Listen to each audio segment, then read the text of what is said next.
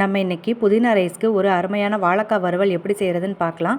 தண்ணியை காய வச்சுட்டு நல்லா வாழைக்காயை தோல் நீக்கிட்டு நைஸாக கட் பண்ணி எடுத்துக்கணும். கொஞ்சம் மஞ்சத்தூள் போட்டு நல்லா ஒரு அரைவாசி வேக வச்சு எடுத்துக்கலாம். வேக வச்சு நல்லா வடிகட்டி எடுத்துக்கலாம்.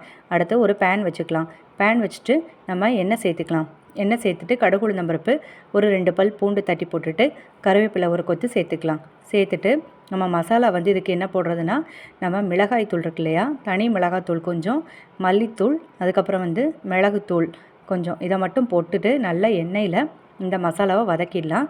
வதக்கிட்டு அதுக்கப்புறம் நம்ம வேக வச்சு எடுத்துருக்கோம்ல இந்த வாழைக்காய் போட்டுட்டு நல்லா பரட்டி விடலாம். இப்போ வாழைக்காய் அரைவாசி வெந்திருக்கு இல்லையா, இதில் போட்டுட்டா நல்லா நம்மளுக்கு முருகலாக வேணும் அப்படின்னா நல்லா ரோஸ்ட் ஆகிற வரைக்கும் விடலாம். கொஞ்சம் கொஞ்சமாக அப்படியே டாஸ் பண்ணிவிட்டு நல்லா திருப்பி திருப்பி திருப்பி விட்டோம் அப்படின்னா ஒரு 5 நிமிஷத்தில் நம்மளுக்கு வாழைக்காய் ஃப்ரை சூப்பராக ரெடி ஆயிரும். இது எல்லா வெரைட்டி ரைஸ்க்கும் சூப்பராக இருக்கும். செஞ்சு பாருங்கள்.